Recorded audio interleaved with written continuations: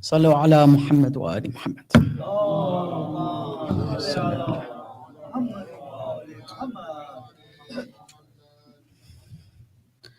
أعوذ بالله السميع العليم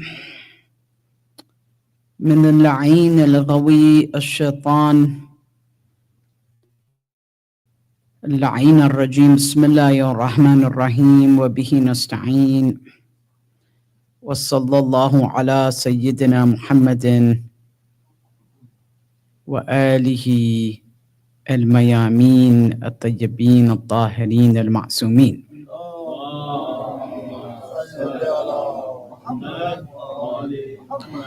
ولعنة الله دائمة على أعدائهم أجمعين من يومنا هذا إلى قيام يوم الدين. أما بعد، فقال الله تعالى في كتابه الكريم: أعوذ بالله من الشيطان الرجيم. بسم الله الرحمن الرحيم. يا أيها الذين آمنوا إن تتقوا الله يجعل لكم فرقانا ويكفر عنكم سيئاتكم ويغفر لكم والله ذو فضل عظيم.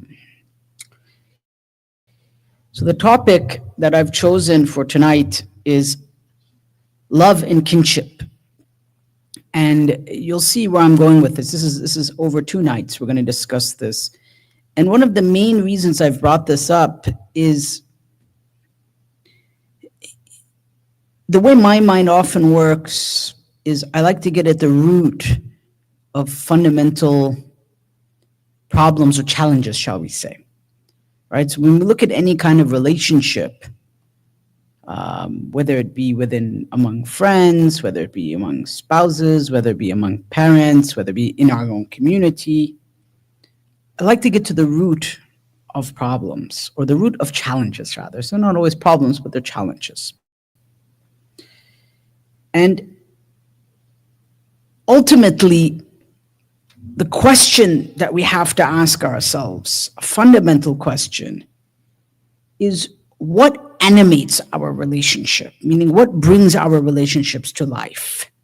What is the foundation upon which our relationships are conducted, are operated, are navigated? This is a fundamental question. And this is where the ayah from Surah Anfal, where Allah subhanahu wa ta'ala says, "O you who believe, if you have godliness, this connection to God, in tattaqullaha, yaj'al lakum furqanan." This is very important here. Allah promises that for those who try their best to live a godly life. What is a godly life? Meaning, first of all, staying away from what is haram and performing what is wajib. That's simply put, but it's more than that only, right? It's trying to think of our godly purpose in everything that we do. Allah says that there's a reward here for this. Allah gives us something in return in our heart. يَجْعَلْ لَكُمْ فُرْقَانًا. Allah gives us the ability to distinguish between right and wrong. So you see, last night's lecture bleeds into tonight's lecture, right? Because human beings, when we don't have the ability to distinguish between what is right and what is wrong, what is toxic and what is healthy, what gives us peace and what gives us discomfort. Also this, right? Because human beings are not able to understand the feelings within their heart and their soul and their mind, and all of this is one in Islam. There's no distinction here. Unless they can distinguish, they have to have this ability to distinguish right from wrong. This is what Allah subhanahu wa ta'ala is saying. وَيُكَفِّرْ عَنْكُمْ سَيِّئَاتِكُمْ. And then once they have this ability, then Allah says, and Allah reduces the burden of their sins. يُكَفِّرْ عَنْكُمْ سَيِّئَاتِكُمْ. And then He forgives you. وَيَغْفِرْ لَكُمْ. Because He is the one who has all virtue. ذُو فَضْلٍ عَظِيمٍ. Right? وَاللَّهُ ذُو فَضْلٍ عَظِيمٍ. And the absolute foundation and beginning point of this is revelation, is the Quran. I cannot overemphasize this. The Quran is a break into our world. So if you could think of our world as being absolutely dark, if you close your eyes, we are blind. Cannot see, it's just black in front of us. For example, when I want to go to sleep and I have a headache, I put an eye shade on because I can't have light, and I'd like a little bit of pressure on my eyes so I can fall asleep. So it's like you're in that like momentary state of kind of like enforced blindness, because you can really open your eyes, but if you have an eye shade on, you open your eyes, it's still dark. So you fall asleep. Now imagine living your life that way. The only way that we can wake up from that enforced darkness is through wahi, it's through the Quran, it's through the Tanzil min Rabbil Alameen. So the revelation is the break-in to that darkness from Al-Hayyul Qayyum, from the living and everlasting God into our life. It is the only way to save us from what will otherwise be a monstrous life of impermanence, that the permanent, infinite God and his light and his love through his love letter known as the Quran breaks into an otherwise dark existence, saving us from ourselves. It saves us from our very own selves. It saves us from the very darkness that we would have without him. And then we begin to be able to distinguish between right and wrong. We begin to understand what relationship is healthy for me and what relationship is toxic. We begin to decide our friendships.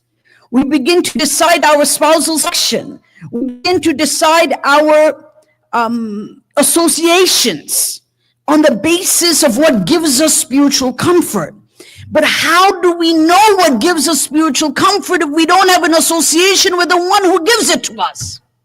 If we don't have that fundamental connection with Rabbil Alameen and the tanzeel and the revelation and the wahi from the one who has given it to us, then we're in this state of permanent blindness. And then we wonder why when people come and say, oh, there's this mushkila, there's this problem, there's this problem, there's this problem.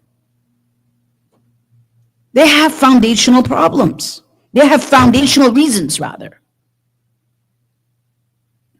And when we open our heart to Allah, we begin to understand what is good for us and what is not good for us. And when you sit with somebody for whom the kalam of the Quran and the Ahlul Bayt is central to their life, guess what?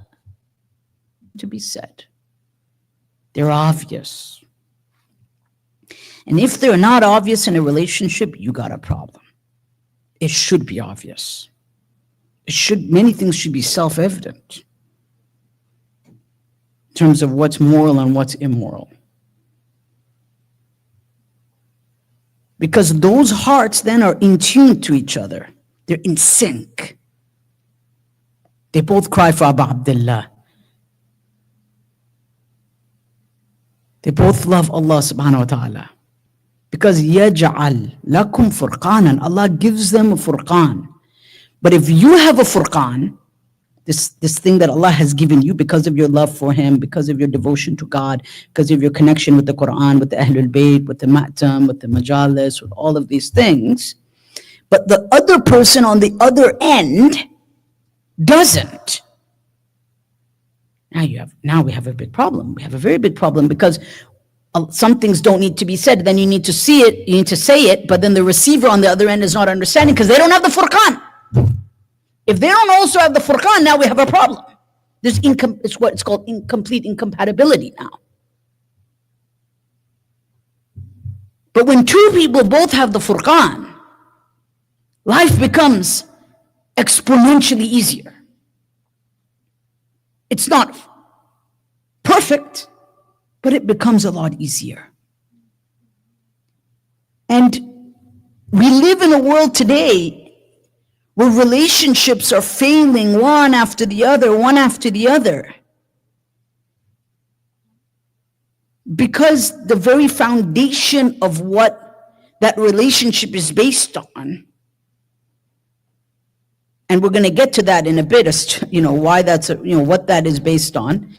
The very foundation of that relationship, whether it be between a father and a son and a father or a daughter and her mother, it's based on something that is impermanent. It's based on something that vanishes. It's based on something that changes day to day.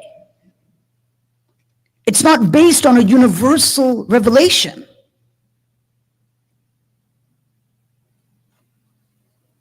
And without the Furqan of Allah subhanahu wa ta'ala, we're left in two essential situations. Number one, the human being is left in a state of bitterness. They will always find this taste of bitterness in their life, unhappiness. Wallahi, those that are with the Quran generally are happy. Right? As Ahlul Bayt have said, it is our companion at a time of loneliness, that if someone has the Quran, then they don't need anything else. It's their sahib. Yani sahibuhu fil ghurba. It's their companion in loneliness. The kalam of Allah and the kalam of those who love Allah become their companion. But those who don't have it, honestly, are more prone to bitterness. They're bitter, they're angry, they have poor relationships with other people. There may be that person that everyone invites, but don't really want to invite, because they're just a downer on everyone around them. It's bitterness, because they don't have the Furqan in their heart. The Furqan has not been given to them. And number two, laziness, a kind of agitation, a kind of deep spiritual lethargy. They get no joy out of prayer. There's no joy in their salah. There's no joy in their devotion. There's no enjoyment in prayer for such a person. And this contributes to their bitterness, because that Furqan is not present. And ultimately, it's Allah who gives it to us. يَجْعَلْ لَكُمْ فُرْقَانًا. Allah says He gives it to you. It's from the ayah from the Quran. Allah gives it to us. But without it, we feel this sense of spiritual laziness, complacency,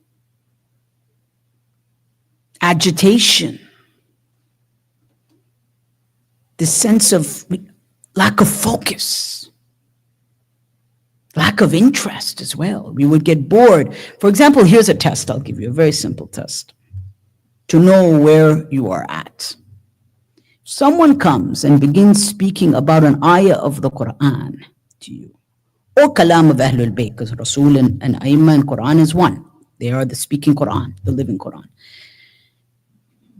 Do you get tired of it? Do you find yourself just kind of being like, okay, it's enough? Or do you have this sense of ishtiyaq, we say in Arabic? More, I want more, I want more. If you find yourself indifferent in some way in your heart, then that's a sign of a deep sickness, and that needs a treatment. We'll talk about the treatment in a bit. That needs a treatment. That means we are spiritually sick. We have a problem. We don't have the Furqan.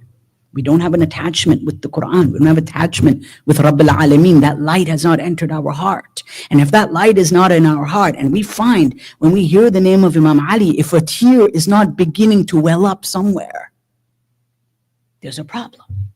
Because we have a chapter in Al-Kafi called Bab al-Buka. Those who cry and those who don't. The lack of tears. Now, it doesn't have to be in front of me or in front of anyone else, but the lack of the ability to cry for Allah and Ahlul Bayt is a sign of an issue. It's often a sign of maybe someone participated in ghiba, they're late in their salah, there's impurities. Maybe they have problems in their existing marriage or their relationship. Maybe they've hurt something. There's all kinds of different reasons for these things. They've got to do deep soul searching now. Because it affects everyone else around them. It will affect their spouse, it will affect their children, it will affect everyone. Because the one who has spiritual peace has joy. The one who has joy has a smile on their face. And that's why a smile is sadaqah. It's an act of charity.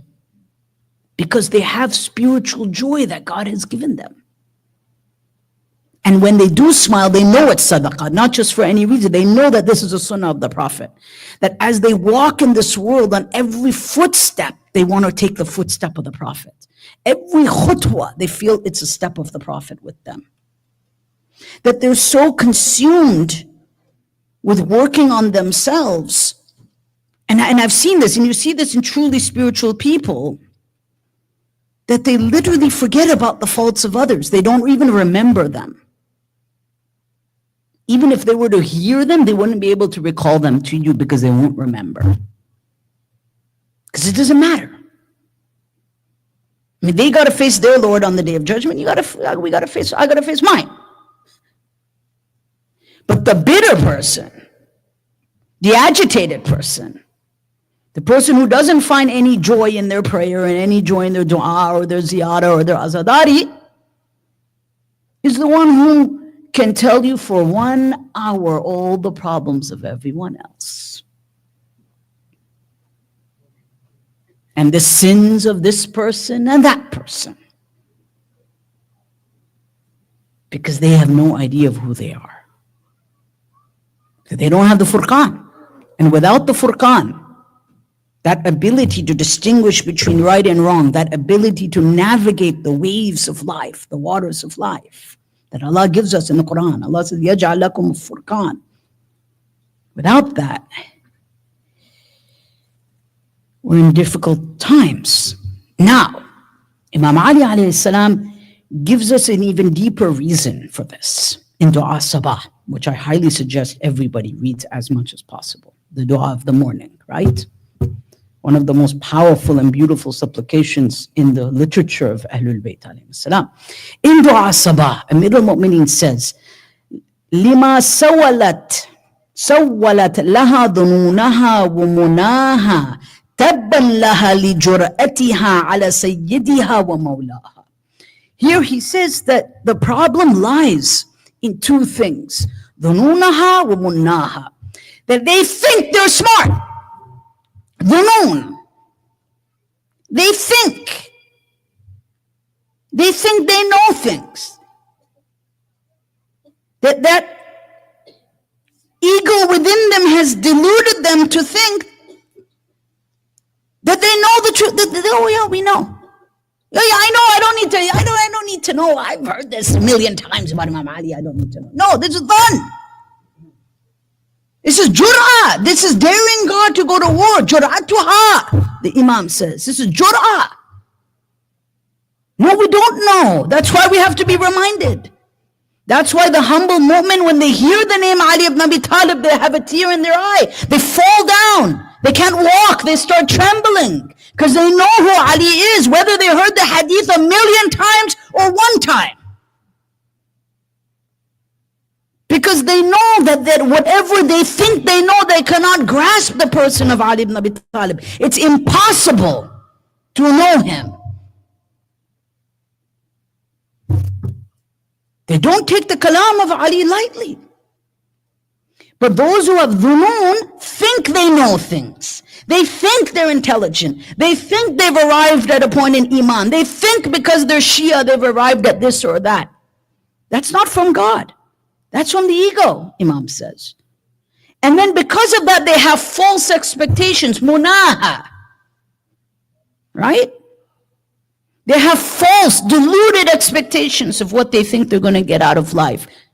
And imagine going into a marriage like that, with dhunun and munah.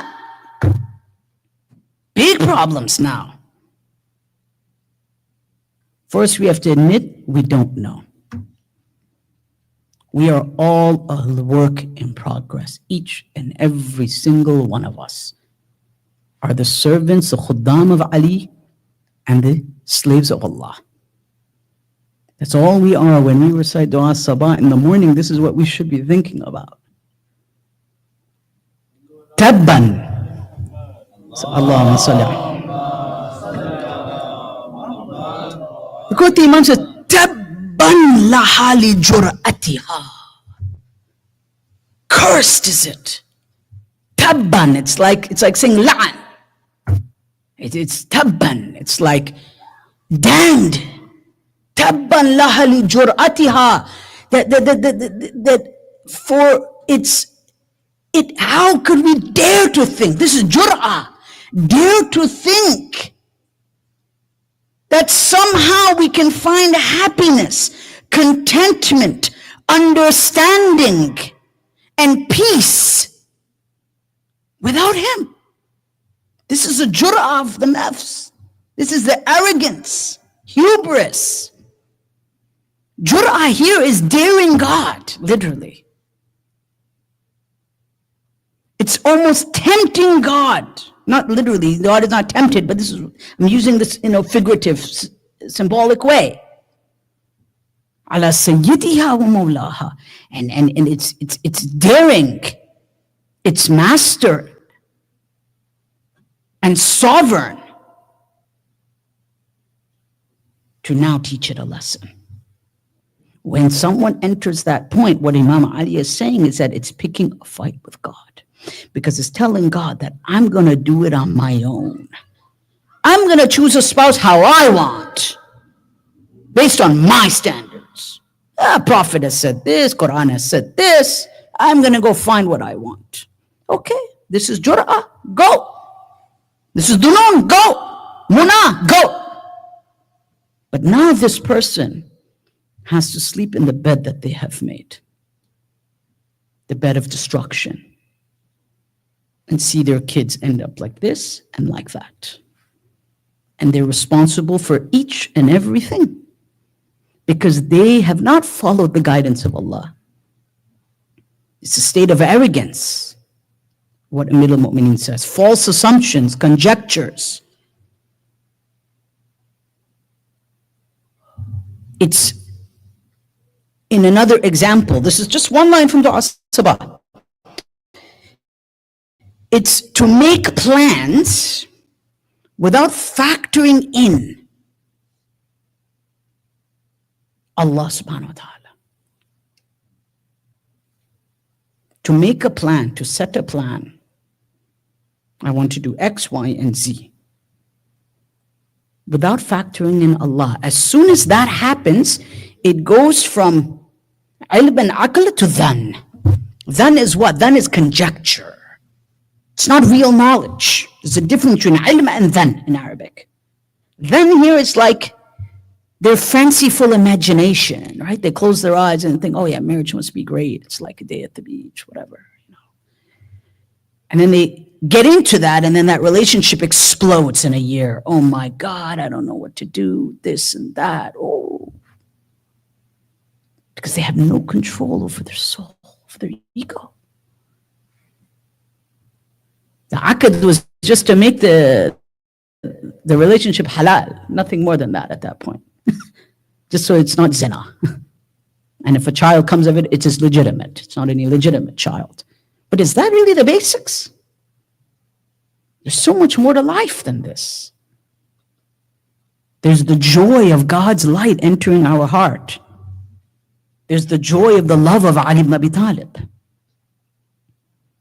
And then this joy, as I said, when it enters our heart, you will see, and maybe you already see, because these are, my brothers and sisters are mu'mineen and mu'minat here. You see in your life how that joy of the love of Allah and Ahlul Bayt, the love of Ali ibn Abi Talib, radiates to the people around you. And you only want to be around people like that. You crave those relationships. And in any other setting, immediately you will find your heart is not at peace.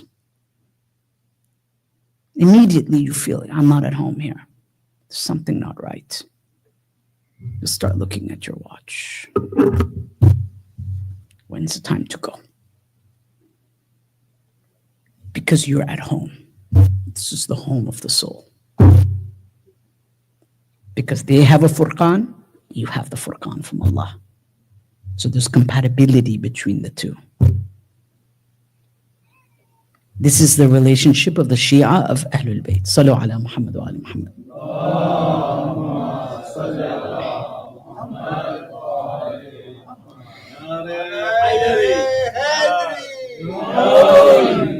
And that's why we read in the hadith of the Prophet, An-Nabi al-Akram, Khatam al-Anbiya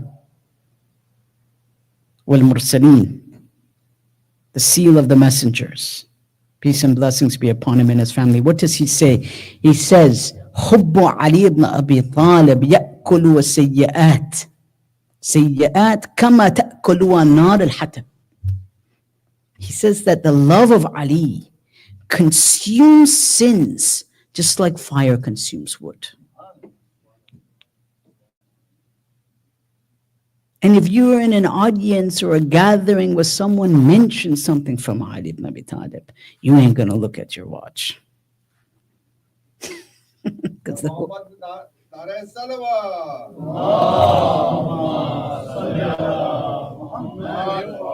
It is as if time stops itself for you. Hubbu Ali ibn Abi Talib. Time comes to a stop.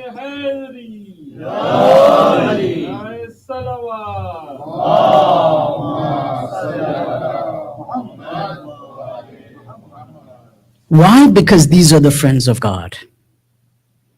And when the friends of God, the awliya of Allah and the hujjatullah are mentioned, for the one who Allah has given that criterion, that fulcrum, that standard, that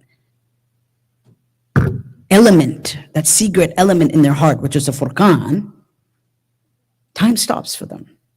And you will immediately, as I've said, immediately when you see, you don't even have to say anything, you just look into the eyes of another Shia and you know. As soon as they open their mouth, they say something about Ali ibn Abi Talib, you know. You feel, ana murtah. I feel I'm at home here.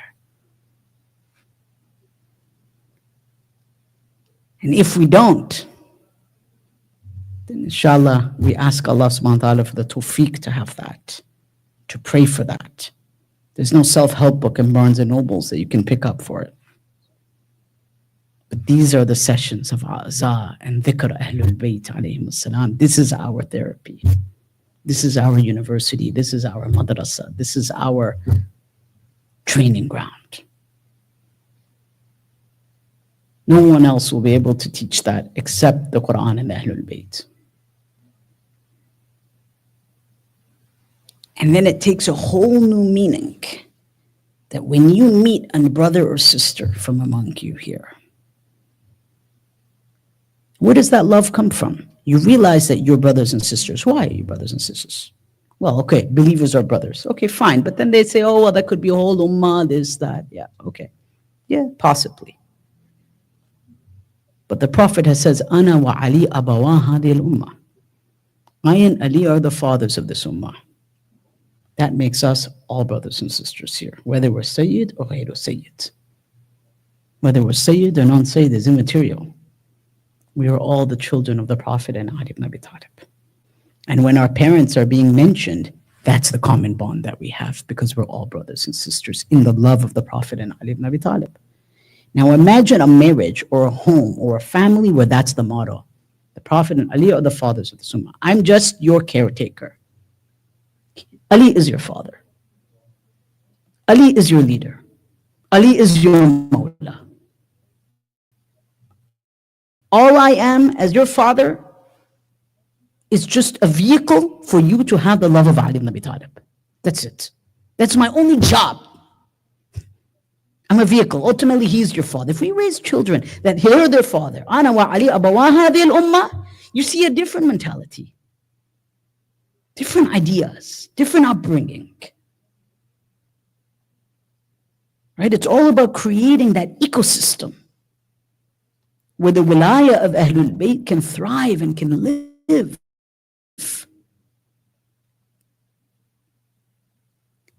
And then we look for 4 things in every relationship. 4 things I've written down. And maybe there's others, meaning can contribute more. Number 1, In every relationship or every gathering, we ask, can I learn something from it? Can I learn something? These are all the attributes of the followers of Ali. Can I learn something? Number two, do I feel spiritually at home there? As a Shia, as a follower of Ahlul Bayt, as someone for whom the love of Ali runs in my veins, runs in your blood. It's as close to you as your own self. You can't even distinguish between yourself and your love of Ali. So do we feel at home there? Do we feel peace, spiritual rest? Then number three, am I able to benefit my brothers or sisters in that gathering or in that place or through that relationship, whatever it is? Can I be of service or benefit? And number four, and this is the main important thing, what is it that ties us together? The first three are important, but what is it that the first three are based on? Either learning something, either contributing something, or feeling at peace. It's none other than the Quran and the Ma'asumin. That's it. That's the foundation for the other three to come in. And that's how a Shia sees the world. That's how a Shia of Ahlul Bayt lives their life, according to the Ahlul Bayt themselves, according to the Ahadith, according to the Quran. That's how the believer conducts themselves.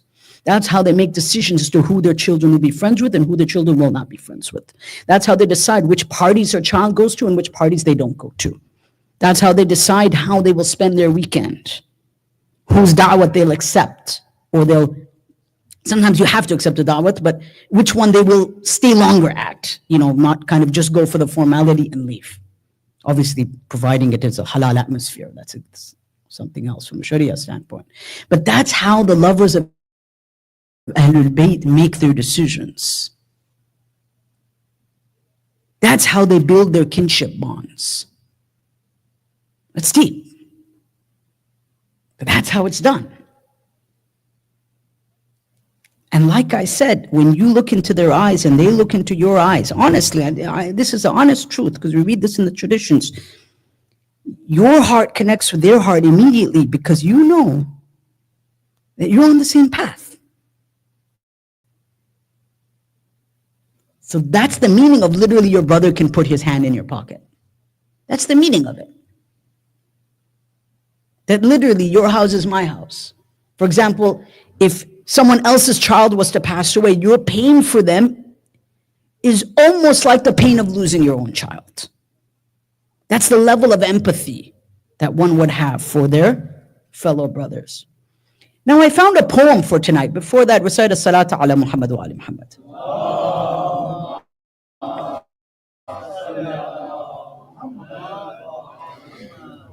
And I never do this, but this poem was just too beautiful. It's a poem of Rumi. It's a very beautiful poem because it really encapsulates what I'm trying to communicate. Sometimes in poetry, it's the most beautiful way. I'll read the English of the poem. Rumi says in his poem on love and kinship, he says, come and join us in our circle. In our circle, our majlis. We the lovers, we who admire, so that we can lure you into the lovely garden of desire. You are water, whirling water, yet still water trapped within. Come, submerge yourself within us, we who are the flowing stream. Come, come, we are all so lost and strayed in the direst poverty, and we know of nothing to sing except the song of unknowing. Except we will never grasp the complete reality of the love of Ahlul Bayt and the Lord that we worship. But we can all be on a journey of unknowing. It's not about arriving at a point. There is no omega points that we arrive at. It's about being on the journey of knowing that we don't know. And when you're on that journey, all you want to hear is the remembrance of Allah and Ahlul Bayt. Because it's a journey of unknowing. And we know that we don't know. Sallu ala Muhammad wa ali Muhammad.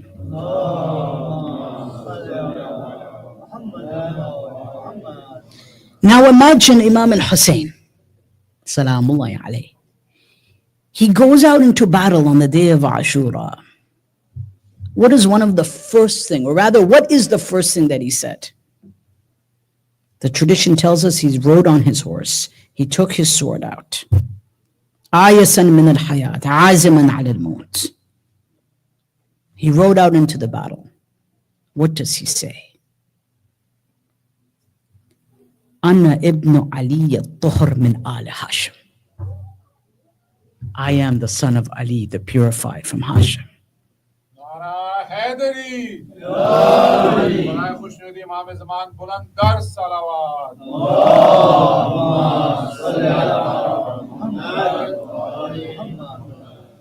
Imagine, Hussein has his sword in his hand. He's riding his horse furiously into battle. This is the final. This is it now. This is the end. Ana ibn Ali al-Tuhr min al Hashim. That's the first thing he says to remind everyone, this is the son of Ali in front of you. So who is Ali ibn Abi Talib? Who is Ali? Kafani bihada mafkharan hina ufakhiru. He said, sufficient is this of something to boast about, to be proudful about, proud about. وَجَدِّي رَسُولِ اللَّهِ أَكْرَمْ مَنْ مَضَى. And my grandfather Rasulullah was the best person that walked this earth. وَنَحْنُ سِرَاجُ اللَّهِ فِي الْخَلْقِ نَزْحَرُ. And we are the light of God that give light to creation. Aba Abdullah, and he said other words as well on the day of Ashura. We'll finish the poem. But these are some of the very first words that he uttered when he went into battle on the day of Ashura, after everyone died and it's now his turn to go to fight. Even at that moment, the first thing is the dhikr of Ali ibn Abi Talib. That it's almost as soon as he mentions the name Ali, his horse gallops faster. That what a blessing it is to be Shi'at of Ali ibn Abi Talib. Like, this is a blessing that has, it has no bounds. You know, as I said, this is just a love of complete bewilderment, estrangement almost. So, if this is a love of Ali, then who did Ali love? If this is a love of Ali, then who did Ali love? Ali answers this question. He does. He answers this question. He says, Kana li akhun fillah. He says, once upon a time, I had a brother for the sake of God. Sinaj al-Balagha. Kana li akhun fillah. Fima mada akhun fillah. He says, once upon a time, I had a brother for the sake of God. Meaning, I had a brother in God. Not that God's his brother. Meaning, that when I looked in that person, I saw the signs of God. كان يعظمه في عيني أو يعظمه في عيني صغر الدنيا في عينه. His greatness to me was the little, was the minuscule, was the irrelevance of the world in his eyes.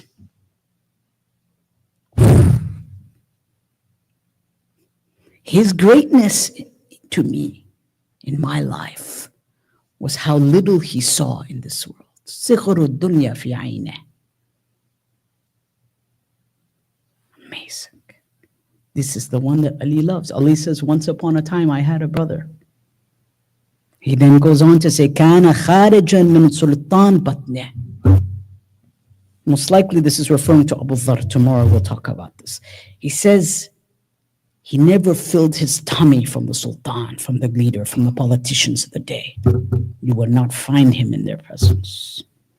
Or at least his tummy will not be filled on the dime of the people.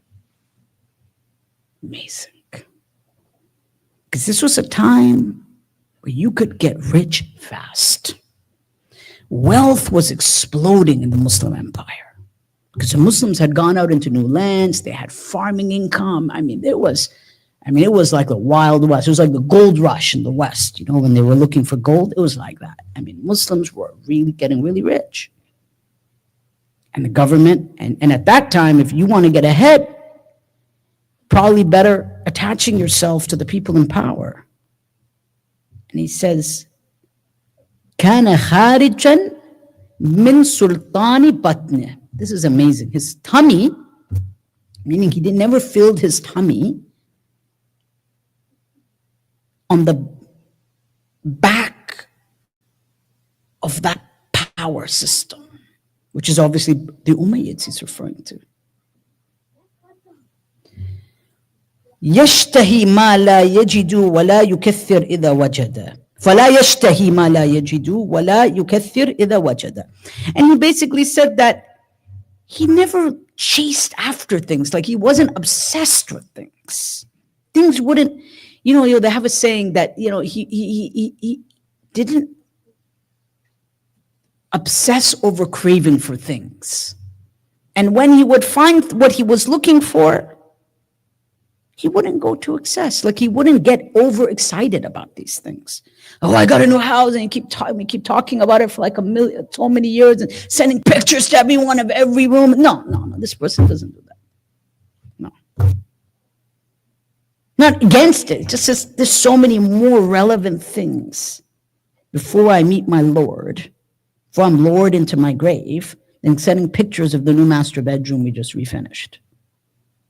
It is so useless, and so, in the eyes of Ali, it would just be vulgar. It would just be vulgar. It would just be a complete loss of the point of human existence. And I remember one of my teachers, may Allah give him a long life, he's ill, one of the students of Sayyid Muhammad Baqir al-Sadr, he told me something very fascinating once. He used to lay wood in his free time. He was a woodworker as well. Some people have other skills too, right? So he would put wood down. He did very good hardwood, good carpenter. And he says, once, I was at someone's house and they asked me to put wood down and get everything ready, and we were doing the master bath upstairs, renovations. And he says, I saw this giant hot tub, with all the jets inside. I just looked at it. The guy said, yeah, we just had this put in. It's got all the jets, and, it's even got the thing you could turn on so the water comes out. He said, wow, is that bigger than your grave? Guy looked at him and said, what is wrong with you, bro? I just did my master bedroom. You're asking me about my qabr? He said, I'm just saying, looks even bigger than your grave. I just looked at him. It's just like, clearly the one has furqan, the other one does not have furqan, because he obviously did not get the warning, the admonition that the Sayyid was giving him. That guy just didn't get it because they're not on the wavelength. Allah either gives us a furqan or He doesn't, and that's because of us attaching ourselves to prayer and piety and getting closer to Allah, studying the deen, studying the lives of the imams, right? Taking Islamic courses, trying to control our own emotions, regulate ourselves. But when we don't do that, we don't get comments like that, or we may even find it offensive. People find it offensive because God's just not present really in their life. That's why. But that's something that Ali ibn Abi Talib would say. I am pretty certain, knowing the kalam of Ali, and you all mu'mineen know what Maulana Amir al-Mu'mineen, Asadullah, what he has said during his life, probably something close to what our Imam would say, as a reminder.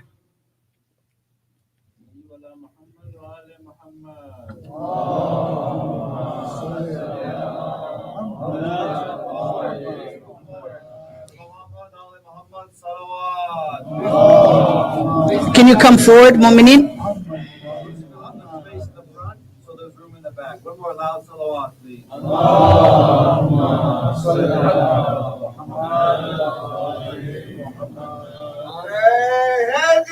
Ya Ali.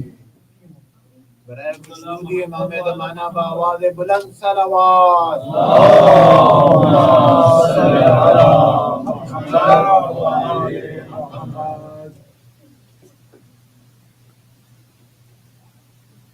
And the daughter of Ali ibn Abi Talib,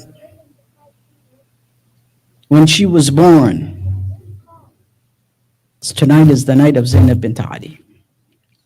Night where we send our condolences and azad to her tonight for her boys.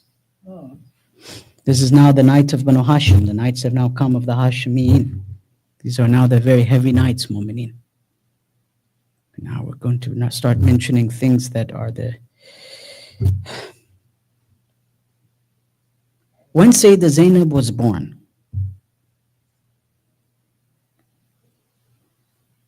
she was brought to the Prophet. Imam Ali passed her to the Prophet. Sayyidah Zahra was there. Akhadaha Rasulullah. Rasulullah took her, held her, and he kissed her and held her to his chest. وَضَمَّهَا إِلَى صَدْرِهِ. And he pressed her, or cuddled her to his chest. وَوَضَعَ خَدَّهُ الْمُنِيفَ عَلَى خَدِّهَا. على خدها. And he put his cheek onto her cheek. So remember, the cheek that was smacked was the same cheek that the Messenger of Allah put his cheek on. وَبَكَى بُكَاءً حَارًا. And he began to pour in tears. And he turns to Sayyidah Zahra and he tells her what? He tells her, well, he has tears coming down his face. And Sayyidah Zahra asks her father, why are you crying, O father? He says, تُبْطَلَ بَلَايَ فَادِحَةً. He says that tragedies and devastations will befall her. Sayyidah Zahra now begins to cry. She says, oh my father, what is the reward for the one who cries over her? What is the reward of the one who cries over her? مَعَلَى مَسَائِبِهَا. And upon her tragedy. Listen to this, mu'mineen, Azadar Hussein. Salamu alayhi. فَقَالَ صَلَّى اللَّهُ عَلَيْهِ وَآلِهِ يُبَشِّرْ مُحِبِّيهَا.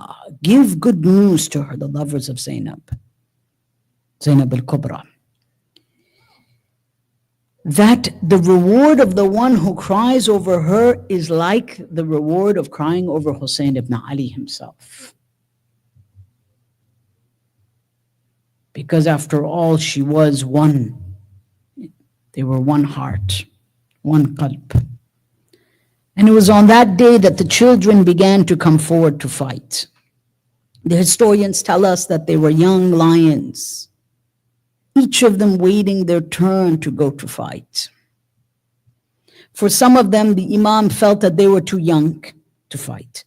But as we read in the Arbab al-Maqatil, in the books of Maqtal, that they would often ask the Imam over and over and over again to go to fight. They would ask him multiple times to go to fight. And these were also the most difficult times for Hussein ibn Ali, salamullahi alayhi, as an uncle, as a father, as the Imam, all of which is, of course, in one.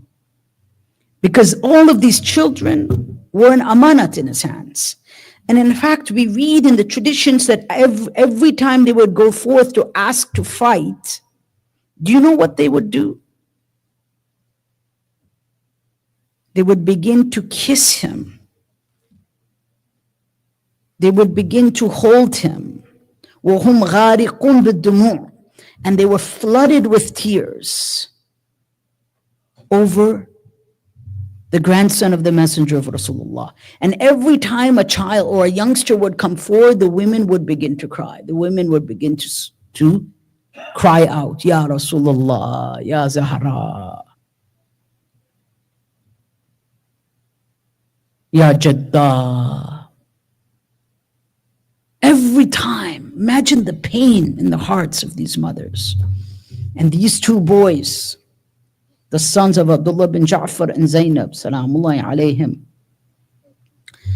now go out to fight. On is the first one, according to some narrations. And he had to go. Zainab had to sacrifice her own son.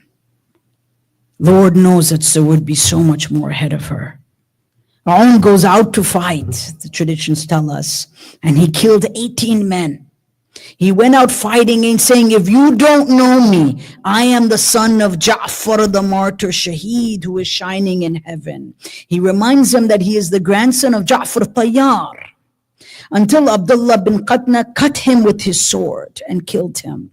And the son of Zainab and Abdullah bin Ja'far was sacrificed. Yeah, Zainab. She knew this was only the beginning of her tragedy.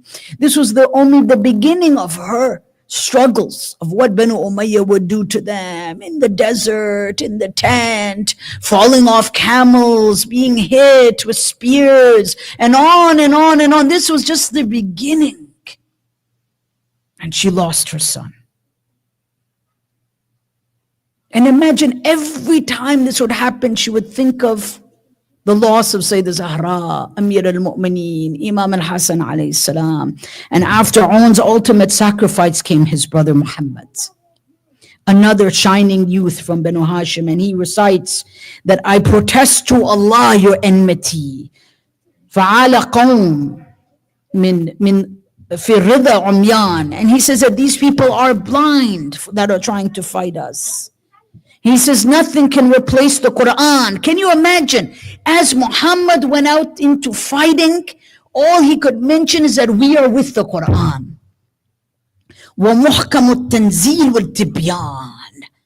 Look at the closeness of the youth to the Quran. That as he's going to fight, he's saying we are defending the Quran. We are representing the Quran. We are with the Quran.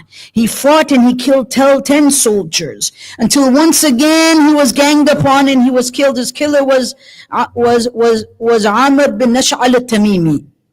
How all these mothers must have felt on this day. Can we even imagine the lumps in the throats of the mothers?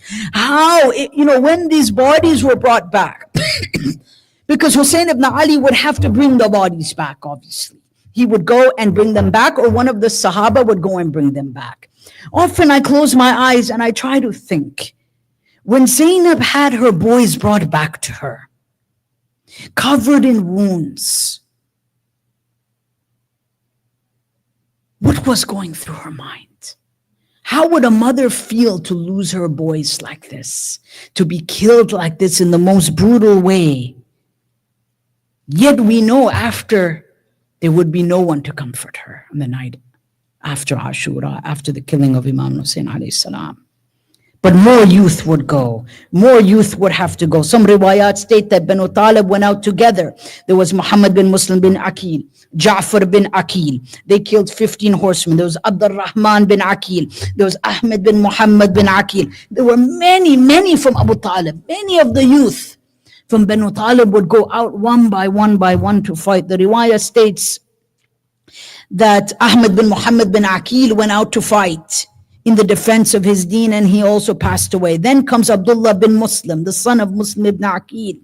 This mu'mineen is absolutely heartbreaking, that he went out to fight, as many children would go out to fight on that day. But what was very interesting is that the mother of Abdullah bin Muslim was encouraging her son to fight. Look at the shuja'at and the courage, mu'mineen and mu'minat, of the mothers on that day. It's one thing for the fathers to encourage, but the mothers are waiting for the news of shahadat and martyrdom from their boys, because this is what it means to serve their Mawla Hussein. This is what it means to submit to Hussein ibn Ali. But yet they were so thirsty. The son of Ruqayya bint Ali and Muslim, Abdullah ibn Muslim, goes out to fight. Ruqayya was the first daughter of Ali to give up her son. This was the grandson of Amir al-Mu'mineen. He goes out to fight. He says, today I will meet Muslim, my father. Today I will meet Muslim. Send your salam to Muslim ibn Aqil, to Ali ibn Abi Talib, salamullahi alayhi. He says, today I will meet Muslim, my father, and I shall meet the youths who have already laid their lives down for the deen of the Prophet. He says, these are people who do not know how to lie. He's describing himself. For we are people of honorable descent. من هاشم السادات أهل الحسبي, from the tribe of Banu Hashim, the masters, the noblemen. He killed 90 or so men. Then Riqad al-Jabni relates that as the young Abdullah bin Muslim put his hand in the air, Riqad launched an arrow. Mu'mineen, shall I relate to you where the arrow landed? The arrow landed in the forehead of Abdullah bin Muslim. He finally pulls the arrow out from his head. Then they surround him and they begin stabbing him one after the other. Ibn Athir narrates in Kamil, one of the famous historians. This is so difficult to narrate. Mu'mineen, Mu'minat, Asadar Hussein. Then they brought a match and they lit the body of Abdullah bin Muslim on fire. And during this whole time, his mother would have been standing there watching as her son is on fire. And you could only imagine in your eyes the screams that would be coming out from a child saying, Wa Husayna wa Imama! Adrikni! Help me! What would a child say when his body is on fire? When he has an arrow in his head? Yet on that day we see the ghurbat of Hussein ibn Ali alayhi salam, that he was unable to save these children. ألا لعنة الله على قوم الظالمين. مات حسين.